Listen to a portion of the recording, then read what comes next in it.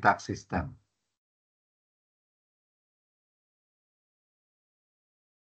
Anong meron dito sa withholding tax system? Okay, this is another very important topic that we need to cover. Kasi if you're an accountant, an auditor, or a businessman, no, for those who are non-BSAs, isa ito sa parati nating gagawin sa tunay na buhay, no? Yung pagkaltas. So, when we say withholding tax system, ano ba ito? Simple lang to. Pag sinabing ito yung tinatawag nating kaltas system. Kaltas. So, this is how the BIR collects also money, no, from the taxpayers. It's one of the regular sources of income of the BIR through the kaltas system. Paano ba itong kaltas system na to? Pag-usapan natin. So these are the salient features of the withholding tax system.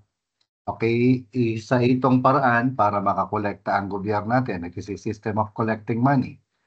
Okay, there is a person constituted as a withholding agent. Kapag sinabing agent, ahente ng gobyerno ito. So, sino itong withholding agent? The taxpayer here is the payer, ang magbabayad ng nung tinatawag nating income payments. The withholding agent, okay, is the payer of an income payment. Kapag sinabing income payment, parang expense to. Actually, expense to. Expense yan. Okay? Na binabayaran, na pag binayaran mo, magiging income nung other party. Kaya nga income payment. You look at this from the perspective of the payer. Kapag meron kang expense, babayaran mo yan at magiging income ng kabilang partido, ang tawag dyan income payment. Kapag meron kang income payment, withholding agent ka. Kapag withholding agent ka, magkakaltas ka doon sa expense na yan bago mo bayaran yung income earner. Yan ang concept ng withholding agent. Pero syempre, medyo maaga pa to, kaya nagiging technical na kagad tayo. No? But anyway, I hope as we move along, no, you'll be able to like grasp kung ano ba yung ibig sabihin natin dito. Number 3, it is a system of advance collection of pays income tax liability. Kasi nga, kung ano yung kinaltas, okay, yan ay advance payment of tax yan, noong kinaltasan. So ano pa, number 4, the amount withheld, yung kinaltas, is a trust fund for the government. Kaya nga withholding agent siya. Hindi niya pwedeng, si withholding agent cannot use the money withheld by the withholding agent, no, for working capital requirements. Delikado tayo dyan. Pwede kang makasuhan ng estafa kapag ikaw ay ginamit mo yung perang nakalaan na para dapat sa gobyerno. The amount withheld is creditable or final tax, no? Depende on the type of income. Kapag active income, creditable tax yan. Kapag passive income, final tax yan. Okay? Ang withholding tax system, it is also a source of third-party information. Bakit? Kasi si payer magre-report ng kanyang expense. Si payee, yung income earner, magre-report ng kanyang income. Kapag nag-report ng expense si payer, dapat si payee mag-report ng kanyang income. Third-party matching. Paano pag hindi nag-report ng expense to, nag-report ng income to? Pwedeng ma-audit si payer. Paano pag hindi nag-report ng income pero nag-report si payee? Pwedeng ma-audit si payee in this instance. Okay? Kasi nga third-party information, matching yan ng income at saka expense. Paano kung ang taxpayer na constituted as a withholding agent will not withhold? Aba, magkakaroon ng mga penalties. Whatever is the tax required to be withheld na hindi mo kinaltasan, ikaw ang magbabayad niyan. Kaya kung ikaw yung withholding agent, anong gagawin mo? Natural, magkakaltas ka dahil kung hindi ka magbabayad, Okay? Mind you, brothers and sisters, as early as now, I know you are in the undergrad, but I promise to teach you what's happening in the practice, yung sa tunay na buhay. Kaya ito dapat alam mo. Ang mga taxpayers are required to maintain separate bank accounts, no? And they are not supposed to commingle yung pondo, yung tax na kinaltas doon sa kanilang ordinary bank deposits. Dapat separate ang bank account dyan. Kung ano yung bank account mo, bank account for withholding taxes, dito mo ikakarga lahat yan. Diyan mo lahat ikakarga. Lahat ng buwis na kinaltas mo bago mo i-remit sa BIR. Okay, you're not supposed to commingle. Huwag mo paghahalo-haluin lahat ng pera mo. Now, there are two kinds of withholding taxes. Yung ibang author, minsan ginagawa nilang tatlo yan. Okay, meron tayong tinatawag na final tax or final withholding tax. Final withholding tax or simply as final tax. At meron tayong tinatawag na creditable withholding tax or CWT. Okay, anong meron dito? Simplihan natin. Kapag final tax, yung kinaltas ni withholding agent is full and final settlement of tax liability. Yung income earner, hindi na kailangan mag-report ng kanyang income sa ITR. Bakit? Kasi yung tax na kinaltas is full payment na ng taxpayer with regard to the income. Okay? Ang kinaltas ni payer or ni payor is equivalent to the tax that is required to be paid by the income earner doon sa kanyang income. Okay, kung ano man yung kinaltas, full payment na yan, fully paid na. Okay, final na yung tax. Ibig sabihin, kung halimbawa sa bank deposits, 20% dapat ang ikakaltas, 20% ang kinaltas, fully paid na. Si income earner, hindi na niya kailangan magbayad ng iba pang hindi na niya kailangan magbayad ng additional tax doon. Kung ano yung kinaltas, it is equivalent to the full payment. Kaya nga final tax na yan, wala ka nang babayaran pa ulit. Hindi mo na yun i-report sa ITR mo. Okay, yung final tax is creditable in nature kasi nga final na yan. The recipient of the income is not required to report the income kasi nga fully paid na dun sa tax na yon. Example ng mga income na sinasubject sa final tax, yung mga certain passive incomes. Okay, example ng passive incomes, dividends, interest from bank deposits, royalties na passive, prizes and winnings. Iyan ang mga example ng mga passive incomes. Na kapag yan ay na-subject na sa final tax, okay, the recipient of the income is no longer required to report the income. Bakit? Fully paid na kasi siya. Another example is the capital gains tax on capital gains on sale of bentahan ng shares of stocks at saka mga lupa classified as capital asset. And number 3, yung fringe benefits tax on fringe benefits of managerial employees. Wala pa tayo dito, more on ano lang muna tayo, general overview. Now, ano naman yung creditable withholding tax? Dito, madali. Final tax na kasi. Kung ano yung kinaltas, yun na yung tax na babayaran ng income earner. Sa creditable withholding tax, medyo merong konting pagkakaiba. Okay, kung ano yung kinaltas ng withholding agent, ay advance payment lang yan. Estimate lang yun na malamang ito yung babayaran mo, kaya ito yung ikakaltas ko sa'yo, parang ganyan. Pero there is a certain percentage to be used also, just like in final tax. Kung ano man yung kinaltas ay tax credit yan. Okay? The payee, the income earner, is required to report the income. Bakit? Kasi active income yung kinita niya. Unlike dito, passive income. Dito, passive sa final tax. Dito, active income, ordinary income ito, kaya required i-report. Okay? So, since estimate lang yung kinaltas sa kanya, kailangan pa niyang i-report yung kanyang income sa ITR, okay, kasi active income yan para kung sakasakaling kulang yung kinaltas, tax credit siya, creditable yan. So, kung sumobra ang kaltas, overpayment yan. Kung kulang, magbayad pa tayo. Okay, these are examples of creditable withholding tax. The nature and characteristics of creditable withholding tax. Kung ano yung kinaltas, advance payment of tax lang yan. Estimate lang yan. Bakit estimate? Kasi hindi pa alam kung magkano yung full na babayaran. Yung final na babayaran, hindi pa alam. Sa annual ITR mo palang malalaman yun eh. Kung ano yung kinaltas is a tax credit. Kapag sinabing tax credit, halimbawa merong tax due, less tax credit, ibig sabihin, pwedeng ibawas yan. Halimbawa, 3 million ng tax due, 1 million ng tax credit, 2 million na lang ang payable. So kapag sinabing tax credit, binabawas yan, less, binabawas yan sa tax due. Creditable in nature yan, ibig sabihin tax credit yan. The recipient of the income is required to report the income kasi active ang income dito, ordinary. Dito kasi passive kasi to, kaya hindi na required. Examples niyan, withholding tax on compensation at saka yung expanded withholding tax. Okay? Simplihan natin. Kapag passive ang income, final tax tayo. Kapag compensation tayo, tignan mo, withholding tax on compensation tayo. Kapag hindi passive, kapag hindi compensation, expanded withholding tax.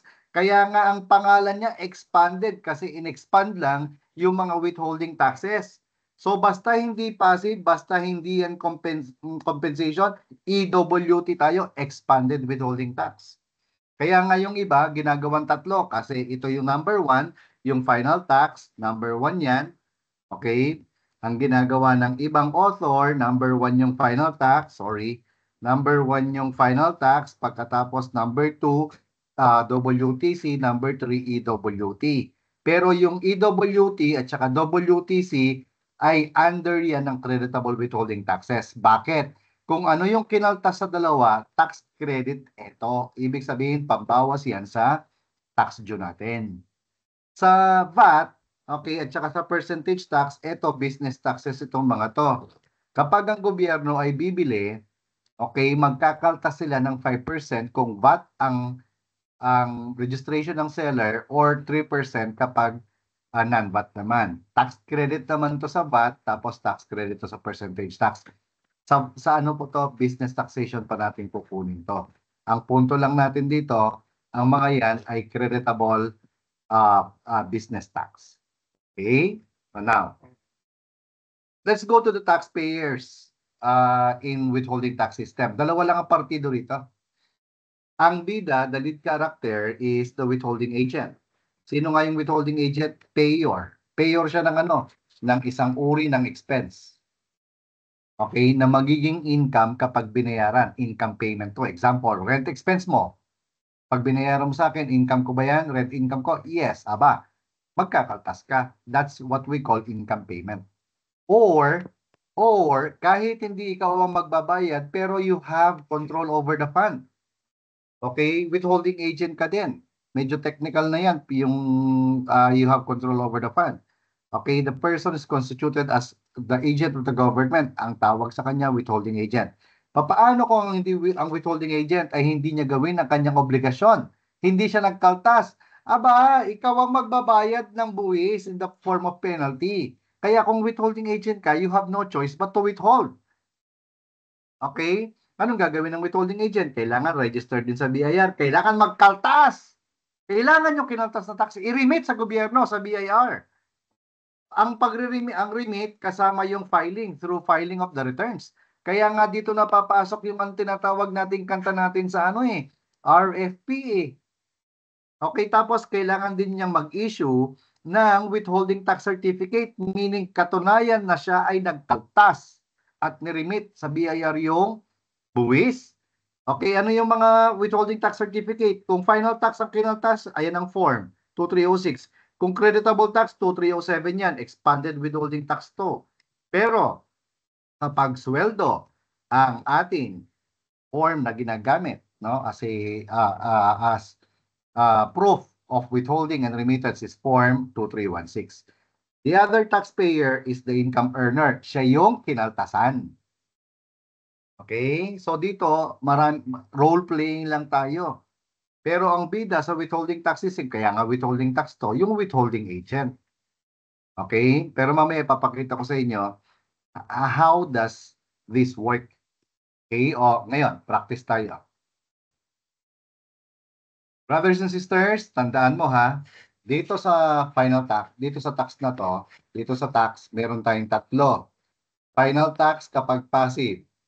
Kapag sweldo, withholding tax on compensation. Kapag hindi passive, kapag hindi sweldo, expanded withholding tax tayo. Okay, interest pang bank deposits, dalawa lang ang partido rito. Sino?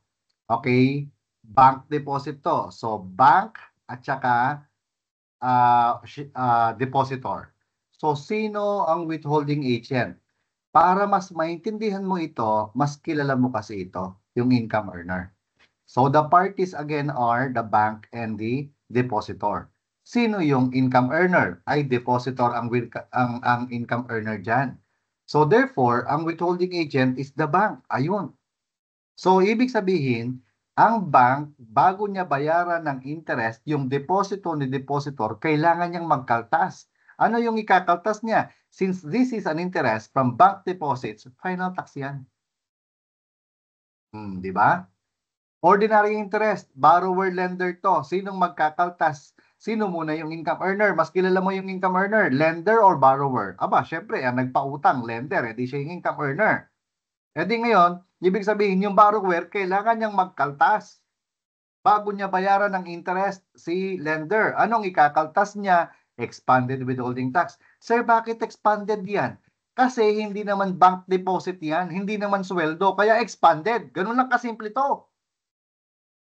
O dividends. O, dalawang partido rito. The company and the shareholder. Who is the income earner?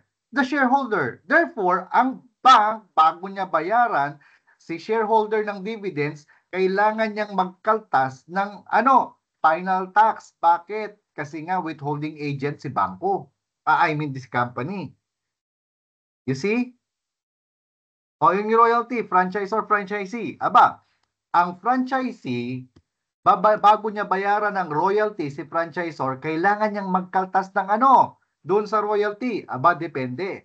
Kung active yung royalty, expanded withholding tax tayo. Kung passive yung royalty, final withholding tax tayo. Ganyan lang kasimple. Rent, lessor, lessee. Sino ba yung merong expense? Si lessee. So, siya yung withholding agent. O ngayon, anong meron dito? Si lessee, bago niya bayaran si lessor, kailangan niya na magkaltas ng anong tax? Tanong, passive income ba ang rent? Hindi. Yan ba ay compensation? Hindi. Di expanded. So dito, for your information, merong expense dito sa kanya. Expense yan kay withholding agent, income naman kay income earner. Ganyan ang matching. Okay? Compensation, sino yung merong expense? Edi yung employer. Sino yung income earner? Employee. O bago pasweldohin yan, anong kakaltas? Ay, compensation yan. Withholding tax on compensation. Ganyan lang kasimple. Professional fee, management fee. Yung company, bago bayaran ng professional fee si professional, anong ikakaltas? Tanong, sweldo ba yan? Hindi. Passive income ba yan? Hindi. Expanded. Ganun lang kasimple. Commission. Si company bago bayaran ang ahente ng kanyang commission, anong ikakaltas? Depende. Empleyado ba yung ahente? Kung yes, withholding tax on compensation yan. Pero kung hindi, expanded withholding tax, walang lusot. Sale of real property. Okay, sale of real property. Buyer or seller? Sino ang withholding agent? Aba, syempre ang income earner seller, therefore ang buyer ang withholding agent. Bago niya bayaran si seller, kaltasan muna niya ng buwis. Kung capital asset yan, capital gains tax. Kung ordinary asset yan, creditable withholding tax. Wala pa tayo dito. Okay, pero ito ay final tax. Yung capital gains tax. Yung CBWT, as the term suggests, creditable withholding tax yan. Okay, so basically, that's who are the parties in withholding tax system. Pagkatapos, at what are the kinds of withholding taxes, no, na pwedeng ikaltas. Now, there are taxpayers who are exempted from withholding tax. Okay? Kapag exempted, huwag mong kakaltasan. Exempted nga eh. Sino tong mga to? Yung gobyerno natin, walang kaltas yan. Yung mga ahensya ng pamahalaan, instrumentalities, except GOCC na proprietary in nature. Okay, but if the GOCCs, just like the government, no, they earn income exercising from the exercise of governmental function, exempted yan. Example, okay, ikaw company ka, meron kang nagbayad ka ng mayor's permit, expense mo yan. Income ba yan ng kabilang partido ng gobyerno? Oo, pero essential governmental function yun eh. Wag mong kakaltasan, exempted yan sa withholding tax. Okay, tatandaan mo to. Basta exempt sa income tax ang isang taxpayer, walang kaltas yan. Sir, bakit? What's the concept behind it? Kasi nga, kung ano yung kinaltas, yan ay tax payment eh. Exempt yan, saan niya gagamitin yung tax payment na yan kung exempt yan? That's the logic. Okay, example of taxpayers who are exempt from income tax. Bakit sila exempted? Kasi yung letter A, socialized housing yan eh. Meron itong mga BOI registration, meron silang income tax holiday. Ngayon, letter B, yung mga PEZA, pag sinabing income tax holiday, exempted yan sa income tax. Yung mga exempt corporations, yung section 30, mga NGO yan, non-stock non-profit organizations. OSSS, PhilHealth, local water utilities exempted. Yung mga general professional partnerships like SGV and company, CPAs, yan, mga exempted yan. Sir, bakit? Kasi yung mga partners ang magbabayad in their individual and separate capacity. Yung mga exempt joint ventures, exempted din. Okay, ano yung mga joint ventures na exempted? Yan yung mga engaged in mineral exploration at saka construction. Mhm. Mga exempted yan. Sir, bakit sila exempted? Kasi yung mga co-venturers ang magbabayad ng buwis. At kahuli-huli yan. Basta individual na hindi lampas sa 250,000 ang kanyang income, exempted yan. Pero before you exempt them from withholding, they are supposed to submit sworn declaration. Okay? Na yung kanilang income ay hindi lalampas ng 250,000 at sworn declaration, kailangan submitted yan, okay, on or before January 31. Napakahigpit ng batas. On or before January, 15 of each year or before initial payment, bago bayaran. Halimbawa, today, September, ano tayo? September 14 tayo ngayon. Okay, bago mo bayaran, kailangan mag-submit muna siya ng sworn declaration. Huwag mo siyang kakaltasan. Sir, paano pag hindi nag-submit? Kaltasan natin.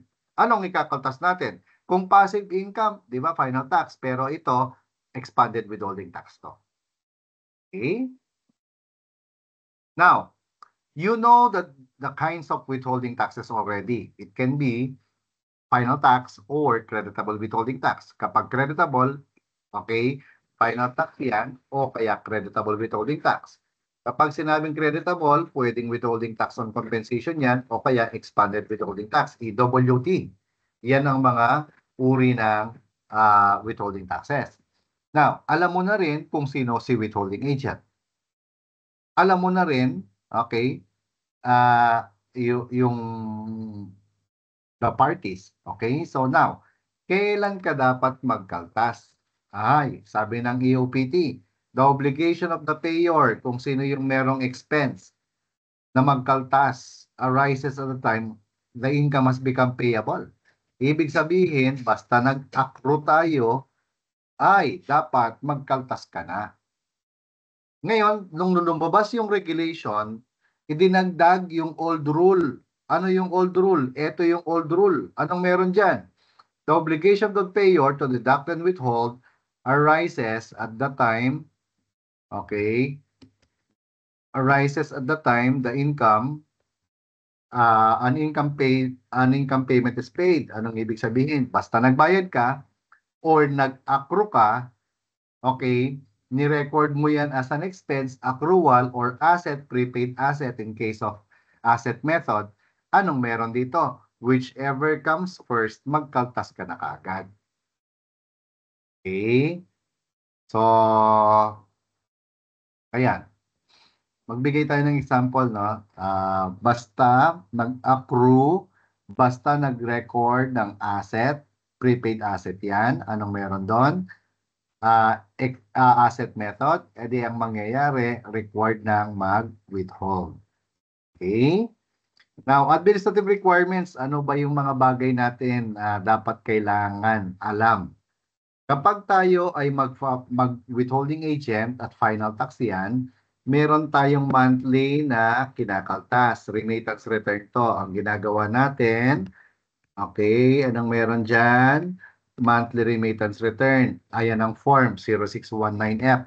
Hindi mo naman kailangan kabisaduhin yung mga forms or returns. Ito, hindi mo kailangan kabisaduhin yan. Pero mas maganda kung alam mo. Walang attachment yan. Pero ito, kailangan alam mo yung deadline. Every 10th day following the month. Every month yan. So kung ngayon ay September, October 10, magkaltas, yung mga kinaltas mo ng September, October 10, i-remit mo. Bukod sa monthly, may quarterly filing pa, 1601 FQ. Yung F is final, yung Q yung quarterly. Yan ang ibig sabihin ng FQ. Okay? Sa mga bangko naman to, sa mga bangko, 1602 ang ginagamit. Kung merong fringe benefit, 1603 tayo, Q. Tapos dito, anong ibig sabihin ng quarterly of alpha list of pays? Lahat ng kinaltasan mo ng final tax, kukunin mo ang pangalan, kukunin mo ang TIN, kukunin mo yung address at ilalagay mo kung magkano yung income nila at magkano yung kinaltas mo. Kailan ang deadline nito? Ito yung medyo mahirap dito. Kailangan mo kabisaduhin oh. Before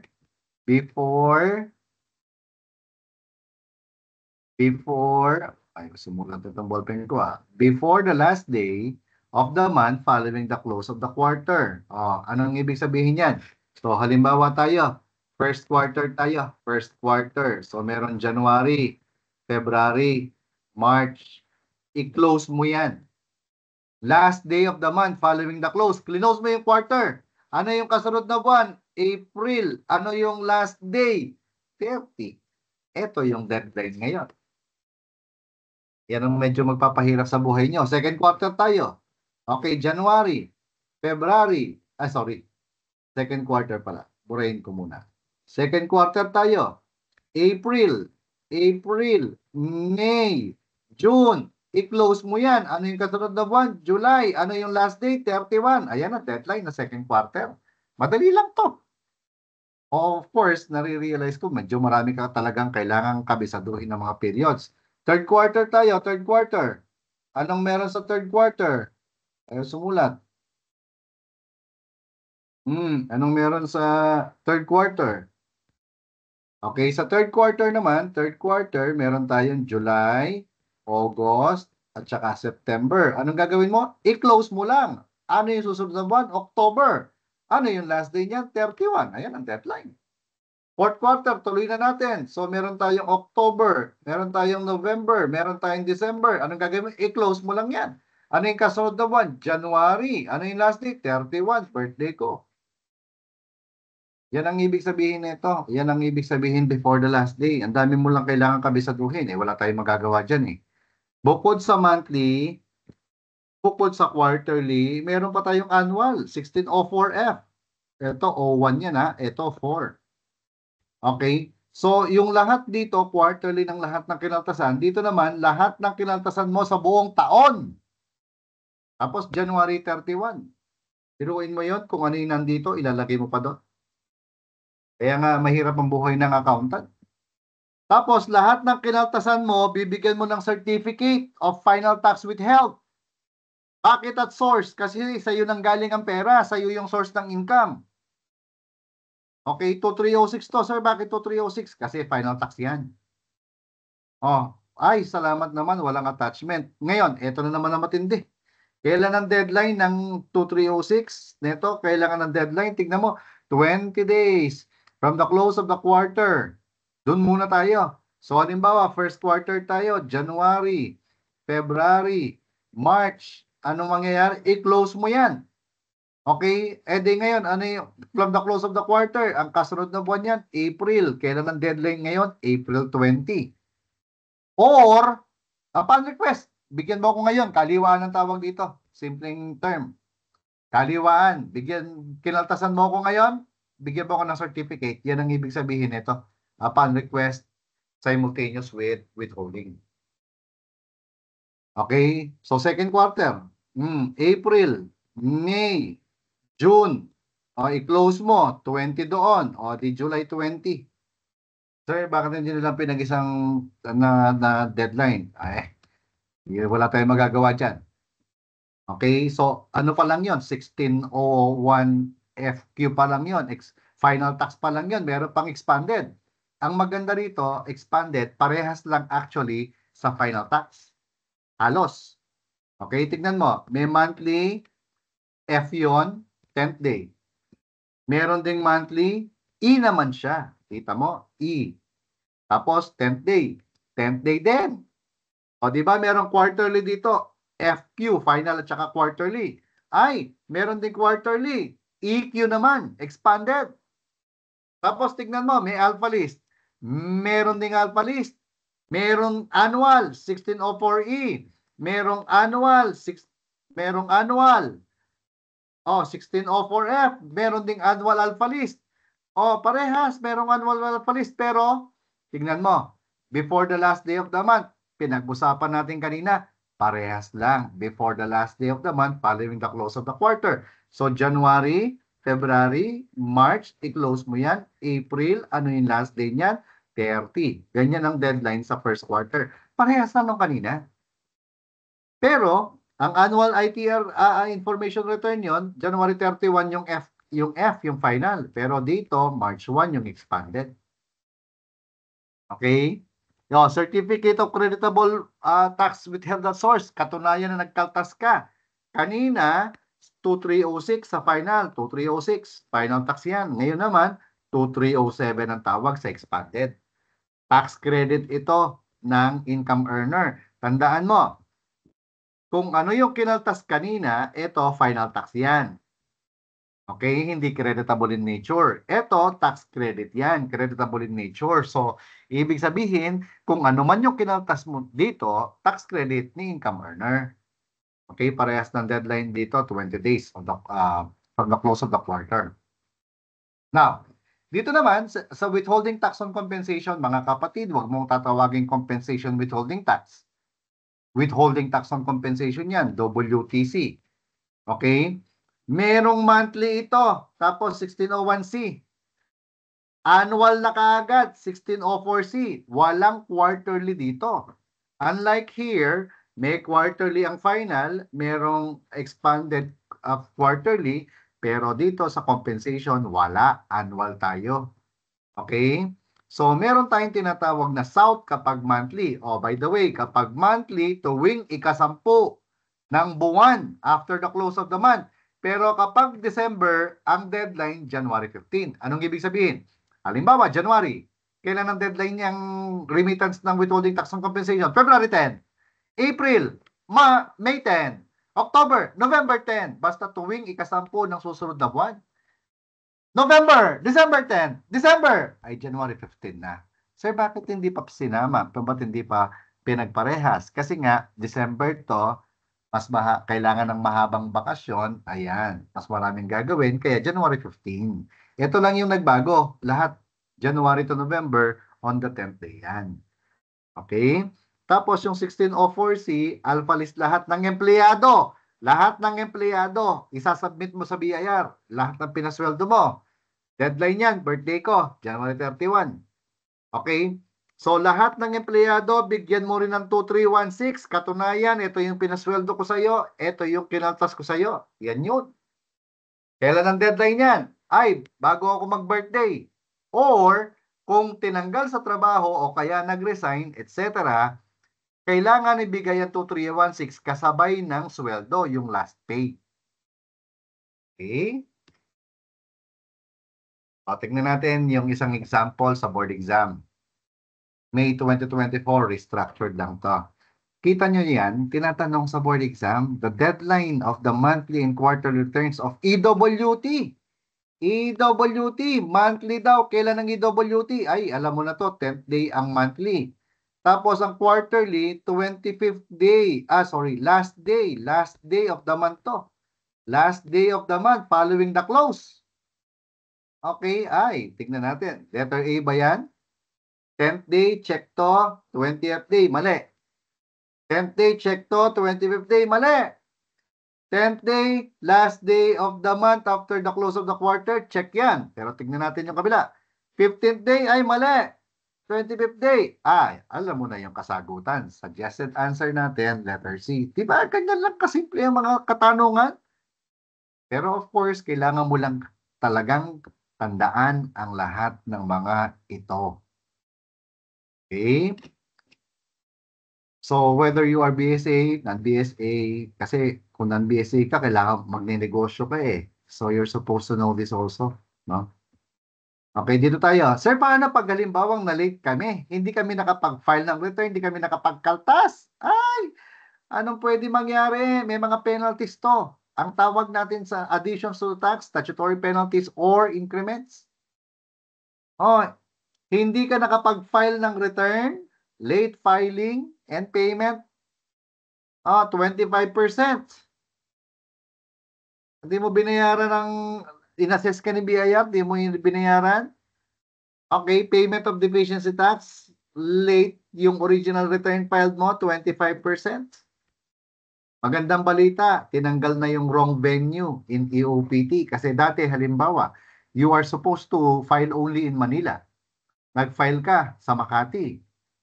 Ala, wrong venue yan. 25% surcharge. Buti na lang, tinanggal na sa ease of paying tax law. Now, papaano sir kung fraud yan?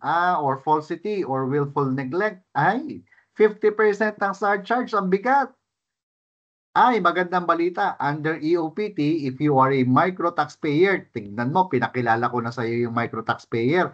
Hindi lalampas ng 3 million ang kanyang gross sales. Si small taxpayer naman, hindi from 3 million pero hindi lalampas ng 20 million. 10% lang ang kanilang surcharge. Pero at least, mahal pa rin yun. Okay, pero kung merong fraud, 50%. Now, bukod sa surcharge, merong interest. Ito, di ba? Surcharge, interest, and compromise penalty. Meron pang interest. 12% yan, pero 6% kapag micro and small taxpayer. And then we also have compromise penalty. Pero ito, merong tax table sa RMO 7/2015. Okay? So, ayan ang withholding tax system na overview na kailangan nating malaman. So, I'll cut the discussions muna here.